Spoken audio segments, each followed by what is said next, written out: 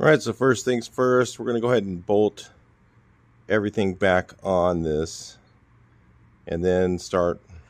I think what I'm going to do is just go through and then see there's little bad spots. Just going to go through and just give these a hand block real quick.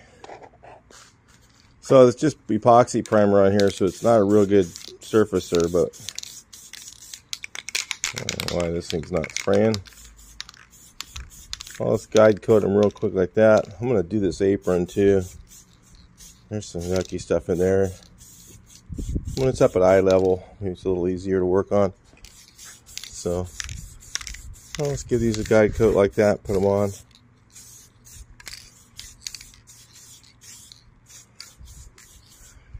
Then I'm just going to find the rest of the little dents and stuff in them, use a little glazing, and then give them a coat of this primer, which is the non-DTM. So I'll go through and hit it with another coat of epoxy real quick over the raw areas.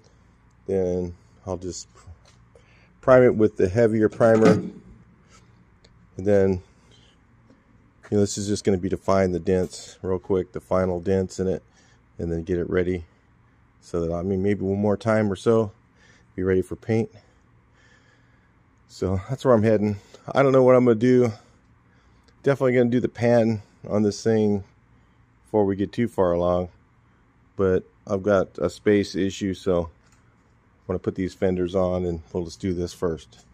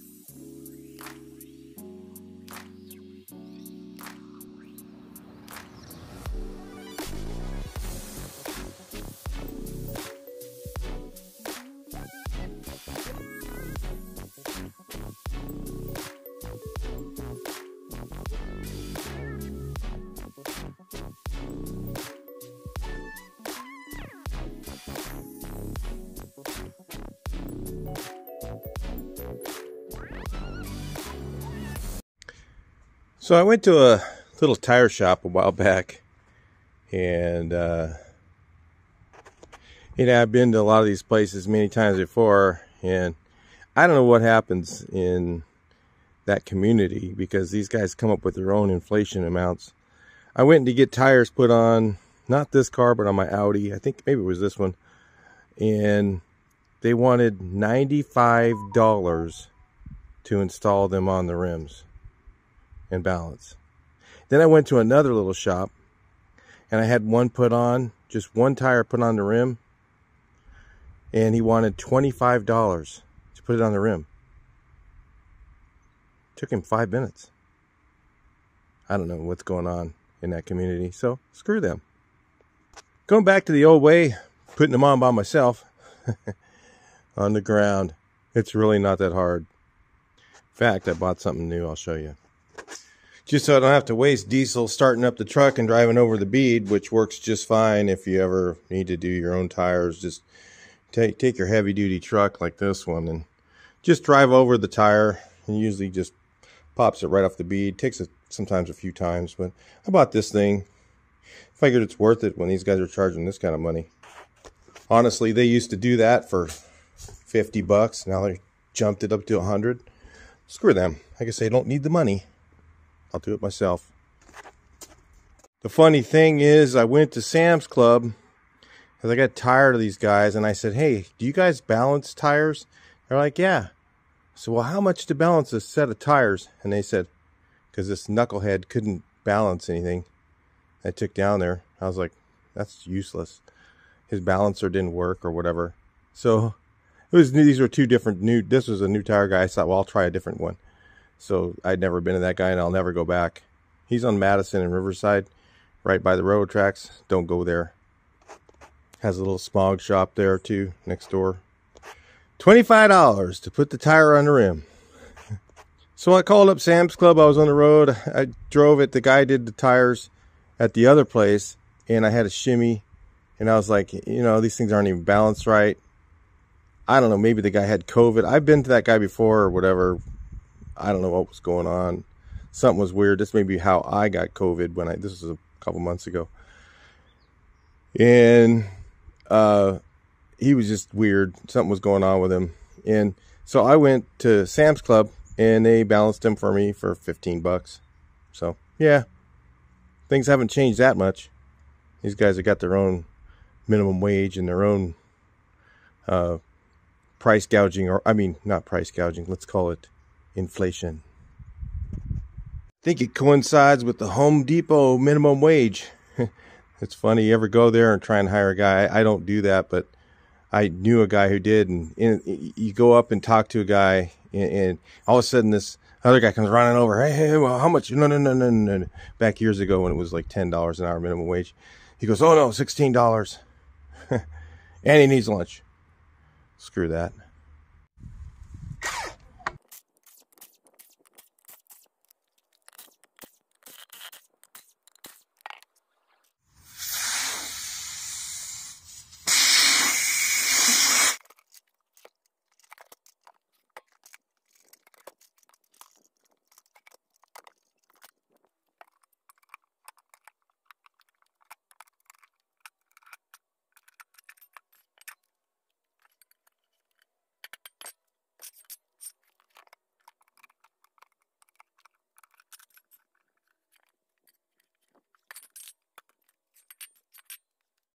That was really hard. It took me about 3 minutes.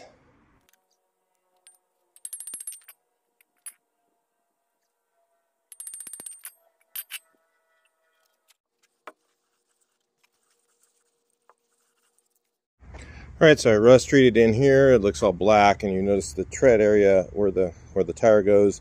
I always paint that and make sure that this part is clean. If you don't, you'll pay the price later. Your tires are going to leak air.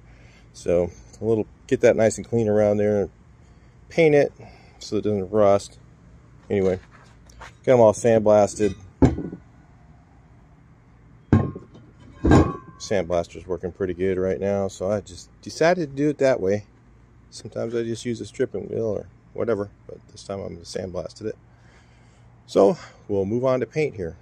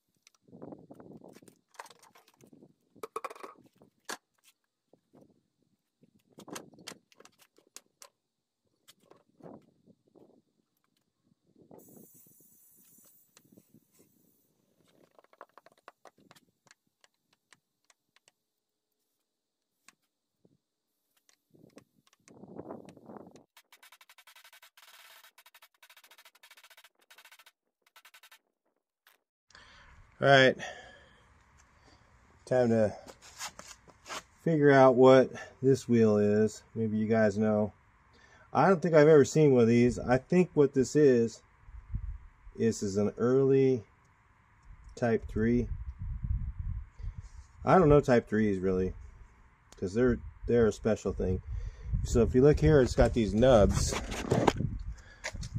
for the, like, this is like a 65 and 6 only hubcap, but I think they went on the early notches and the early square backs.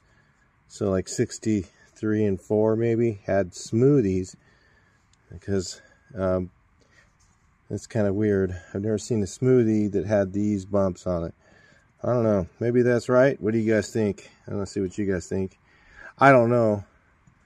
I guess I could put it on the Sama for sale, because I probably won't be doing any square backs and notch backs. They're just too expensive, and you don't get your money back out of them. That's the reasons I don't do them. I mean, notch backs you would, but a square back you wouldn't, over time. So anyway, I'll show you what the other ones look like. So like if you look at this 66, 67 only wheel, it's got those same bumps like this for the flat hubcaps. So yeah, 66, 67 only had holes. 65 had smoothies like what's on this one. So 65 and earlier had smoothies with clips on them like that for the round hubcaps. The later ones had the flat hubcaps with a little notch that you could pop them in. They were a special hubcap, 2-year only, and I think they were on Type 3s. If you're a Type 3 guy, let me know what that wheel is. We'll get it up for sale. Somebody's probably looking for one. Those are probably really hard to find. It's probably the only one I've ever seen, so I bet they're hard to find. I'll talk to you guys later in the video.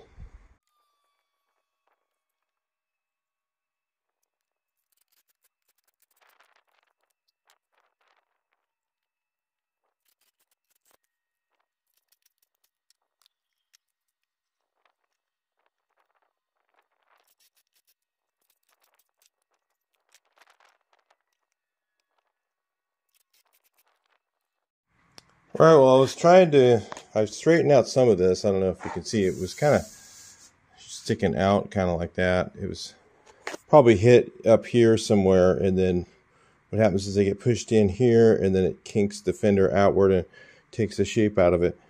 It looks like right in here, it's a little, like right there. I don't know if you guys can see it.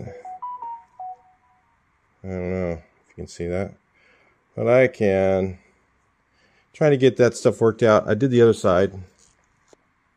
It looks pretty good. This was sticking way out here. So it looks like the right shape. These are, these fenders are, having the original ones is really nice, because then you can, that's the big thing about them, is they had that shape to them, so you want them to look that way. Well, that did the trick. I got rid of that, and then I just put a little dent right here. See if I can knock that out. Should I try left-handed? I'm not very good at left hand. About the only way I can do it with you guys watching.